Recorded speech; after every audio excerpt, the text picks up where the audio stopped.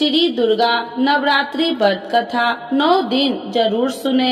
इस कथा का पाठ सभी 9 देवियों की मिलेगी कृपा और होगी हर मनोकामना पूर्ण। तो एक बार बोलिए प्रेम से दुर्गा महारानी की जय, भगवती माता की जय। श्री बृहस्पति जी बोले, हे ब्रह्मा जी, आप अत्यंत बुद्धिमान, सर्वशास्त्र और चारों वेदों को जानने वाले में श्रेष्ठ हो। हे प्रभु, कृपा कर मेरा वचन सुनो। चैत्र, आश्विन, माघ और आषाढ़ मास के शुक्ल पक्ष में नवरात्र का व्रत और उत्सव क्यों किया जाता है? हे भगवान, इस व्रत का फल क्या है? किस प्रकार करना उचित है? और पहले इस व्रत को किसने किया, सो विस्तार से कहो। श्री बृहस्पति जी का ऐसा प्रश्न सुनकर ब्रह्मा जी ने कहने लगे, हे बृहस्पति देव, प्राणियों का हित करने की इच्छा से तुमने बहुत ही अच्छा प्रश्न किया है। जो मनुष्य मनोरथ पूर्ण करने वाली दुर्गा महादेवी, सूर्य और नारायण को ध्यान करते हैं, वे मनुष्य धन है। यह नवरात्र व्रत संपूर्ण कामनाओं को पूर्ण करने वाला है। इसके करने से पुत्र चाहने वाले को पुत्र, धन चाहने वाले को धन, विद्या चाहने वाले को विद्या और सुख चाहने वाले को सुख मिलता है। इस व्रत को करने से रोगी मनुष्य को रोग दूर हो जाता है और कारागार में पड़ा हुआ मनुष्य बंधन से छूट जाता है। मनुष्य की तमाम विपत्तियां दूर हो जाती है और उसके घर में संपूर्ण संपत्ति आकार उपस्थित हो जाती है। बंध्या और काक बंध्या के इस व्रत के करने से पुत्र हो जाता है। समस्त पापों को दूर करने वाले इस व्रत के करने से ऐसा कौन सा मनोरथ है जो सिद्ध नहीं हो सकता? यदि व्रत करने वाला मनुष्य सारे दिन का उपवास न कर सके तो एक समय भोजन करे और उस दिन बंधावों सहित नवरात्रि व्रत की कथा श्रवण करे। हे बृहस्पति देव, जिसने पहले इस महाव्रत को किया है, उसका पवित्र इतिहास मैं तुम्हें सुनाता हूँ। तुम सावधान होकर सुनो। इस प्रकार ब्रह्मा जी के वचन सुनकर बृहस्पति जी श्री ओम बोले, हे ब्राह्मण, मनुष्य को कल्याण करने वाले इस व्रत के इतिहास को मेरे लिए कहा। मैं सावधान होकर सुना। श्री ओम रहा हूँ, आपकी शरण आई हूँ, मुझ पर कृपा करो। ब्रह्मा जी बोले, पीठित नाम के मनोहर नगर में एक अनाथ नाम का ब्राह्मण रहता था। वह भगवती दुर्गा का भक्त था। उसके संपूर्ण सत्गुणों से युक्त मानो ब्रह्मा की सबसे पहली रचना हो ऐसी अर्थात नाम वाली सुमित नाम की एक अत्यंत सुंदर कन्या पैदा हुई। वह कन्या सुमित अपने घर के बाल कपन में अपनी सहेलिया के साथ कीड़ा करती हुई इस प्रकार बढ़ने लगी, जैसे शुक्ल पक्ष में चंद्रमा की कला बढ़ती है। उसका पिता प्रतिदिन दुर्गा की पूजा और होम किया करता था। उस समय वह भी नियम से वहाँ उपस्थित होती थी। एक दिन वह सुमित अपनी सखियों के साथ खेलने लग गई और भगवती के पूजन में उपस्थित नहीं हुई। इसके पिता को पुत्री की ऐसी असावधानियां देखकर क्रोध आया और पुत्री से कहने लगे कि हे दुष्ट पुत्री, आज प्रातः से तुमने भगवती की पूजा नहीं किया। इस प्रकार मैं किसी कुष्ठी और जय माता दी दरिद्र मनुष्य के साथ तेरा विवाह करूंगा। इस प्रकार कुपित पिता के वचन सुनकर सुमित को बड़ा दुख हुआ और पिता से कहने लगे कि हे पिताजी, मैं आपकी कन्या हूँ, मैं आपके सब तरह से अधीन हूँ। जैसे आपकी इच्छा हो मेरा विवाह कर सकते हो। होगा वही जो मेरे भाग्य में लिखा है। मेरा तो इस पर पूर्ण विश्वास है। मनुष्य न जाने कितने मनोरथ को चिंतन करता है, पर होता वही है जो भाग्य में विधाता ने लिखा है, जो जैसा करता है उसको फल भी उस कर्म के अनुसार ही मिलता है, क्योंकि कर्म करना मनुष्य के अधीन है पर फल देव के अधीन है। जैसे अग्नि में पड़े हुए तीन दी उसको अधिक प्रतिदीप्त कर सकते हैं, उसी तरह अपनी कन्या के ऐसे निर्भरता से कहे हुए वचन सुनकर उस ब्राह्मण को अधिक क्रोध आया। तब उसने अपनी कन्या का एक कुष्ठी के साथ विवाह कर दी और अत्यंत क्रोध होकर पुत्री से कहने लगे कि जाओ जाओ, जल्दी जाओ, अपने कर्म का फल भोगो। देखो केवल भाग्य में भरोसा पर रहकर क्या करती है। इस प्रकार से कहे हुए पिता के कुटु वचन को सुनकर सुमित अपने मन में विचार करने लगे कि अहो, मेरा बड़ा दुर्भाग्य है जिसने मुझे ऐसा पति मिला है।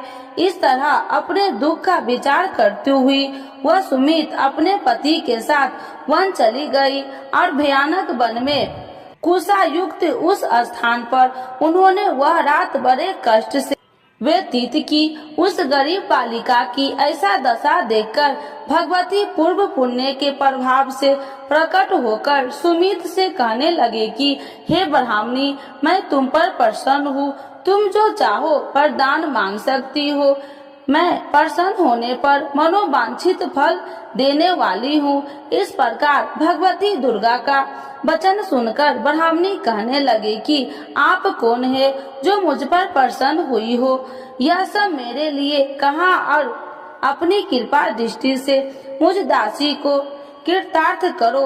ऐसा ब्राह्मणी का वचन सुनकर देवी कहने लगे कि मैं आदि शक्ति हूँ और मैं ही ब्रह्मा विद्या हूँ और सरस्वती भी हूँ। मैं प्रसन्न होने पर प्राणियों को दुख दूर कर उसको सुख प्रदान करती हूँ। हे ब्राह्मणी, मैं तुम पर तेरे पूर्व जन्म के पुण्य के प्रभाव से प्रसन्न हूँ। तुम्हारे पूर्व जन्म का वृत्तांत सुनाती हूँ, सुनो। तुम पूर्व जन्म में निषाद भील की स्त्री थी और अति पतिव्रता थी। एक दिन तेरे पति निषाद ने चोरी की। चोरी करने के कारण तुम दोनों को सिपाहियों ने पकड़ लिया और ले जाकर जेल खाने में कैद कर दिया। उन लोगों ने तेरे को और तेरे पति को भोजन भी नहीं दिया। इस प्रकार नवरात्र के दिनों में तुमने न तो कुछ खाया और न जल ही पिया, इसीलिए 9 दिन तक नवरात्र का व्रत हो गया। हे ब्राह्मणी, उन 9 दिनों में जो व्रत हुआ उस व्रत के प्रभाव से प्रसन्न होकर तुम्हें मनोवांछित वस्तु दे रही हूँ। तुम्हारी जो इच्छा हो सो मांगो। इस प्रकार दुर्गा के कहे वचन सुनकर ब्राह्मणी बोली, अगर आप मुझ पर प्रसन्न है तो हे दुर्गे, आपको प्रणाम करती हूँ। कृपा करके मेरे पति को कोढ़ को दूर करो। देवी कहने लगे कि उन दिनों में जो तुमने व्रत किया था उस व्रत के एक दिन का पुण्य अपने पति को कोढ़ दूर करने के लिए अर्पण करो। मेरे प्रभाव से तेरा पति कोढ़ी से रहित और सोने का समान शरीर वाला हो जाएगा। ब्रह्मा जी बोले। इस प्रकार देवी का वचन सुनकर वह ब्राह्मणी बहुत प्रसन्न हुई और पति को निरोग करने की इच्छा से ठीक है ऐसी बोली। तब एक उसके पति का शरीर भगवती दुर्गा की कृपा से कुष्ठहीन होकर अति कांति युक्त हो गया, जिसकी कांति के सामने चंद्रमा की कांति भी क्षीण हो जाती है। वह ब्राह्मणी पति की मनोहर देह को देखकर देवी को अति पराक्रमी वाली समझकर स्तुति करने लगी। हे दुर्गे, आप दुर्गत को दूर करने वाली, तीनों जगत को सनातप हरने वाली, समस्त दुखों को दूर करने वाली, रोगी मनुष्य को निरोग करने वाली, प्रसन्न होने पर मनोवांछित वस्तु को देने वाली और दुष्ट मनुष्य को नाश करने वाली हो। तुम ही सारे जगत की माता और पिता हो। हे अम्बे, मुझ अपराध रहित अबला की मेरे पिता ने कुष्ठ के साथ विवाह कर मुझे घर से निकाल दिया। उसकी निकाली हुई मैं पृथ्वी पर घूमने लगी। आपने ही मेरा इस आपत्ति रूपी समुद्र से उद्धार किया है। हे देवी, आपको प्रणाम करती हूँ, मुझ दिन की रक्षा करो।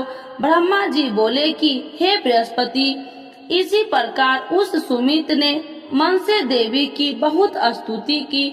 उससे की हुई स्तुति सुनकर देवी को बहुत संतोष हुआ और ब्राह्मणी से कहने लगी कि हे ब्राह्मणी, तुम्हारे उद्याल नाम का एक अति बुद्धिमान, धनवान, कार्तिवान और जितेंद्रिय पुत्र शीघ्र ही होगा।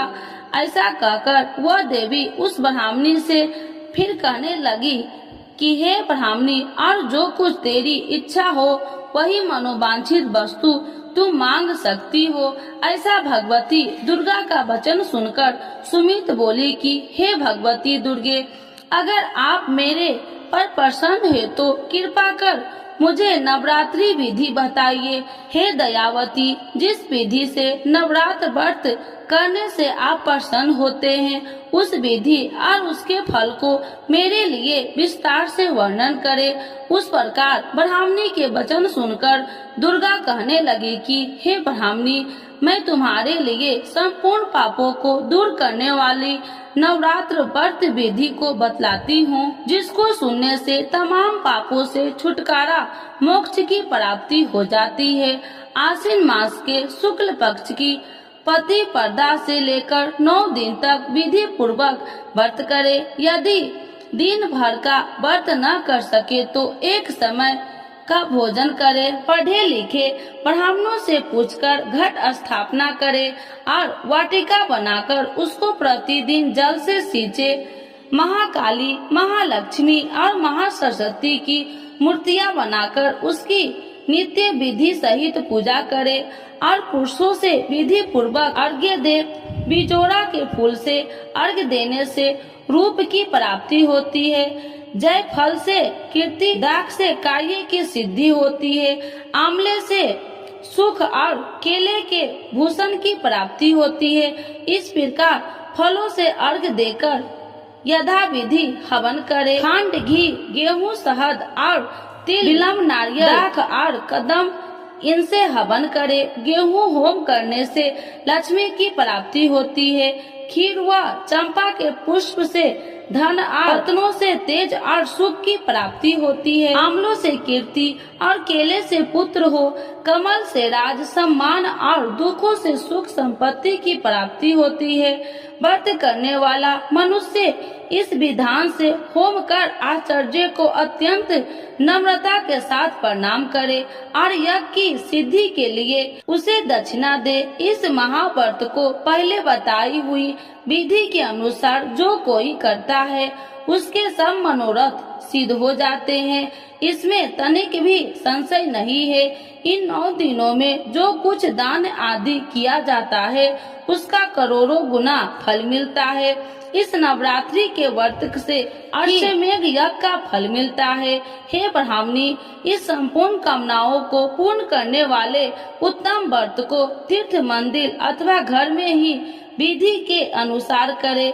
ब्रह्मा जी बोले कि हे बृहस्पति देव, इस प्रकार ब्राह्मणी को व्रत की विधि और फल बताकर देवी अंतर ध्यान हो गई। जो मनुष्य या स्त्री इस व्रत को भक्ति पूर्वक करता है वह इस लोक में सुख पाकर अंत में दुर्लभ मोक्ष को प्राप्त होता है। हे बृहस्पति देव, यह दुर्लभ व्रत का महात्म्य मैं तुम्हारे लिए बतलाया है। ऐसा ब्रह्मा जी के वचन सुनकर बृहस्पति देव जी आनंद के कारण रोमांचित हो गए और ब्रह्मा जी से कहने लगे, हे ब्रह्मा जी, आपने मुझ पर अति कृपा की जो अमृत के समान इस नवरात्रि व्रत का महात्म्य सुनाया है।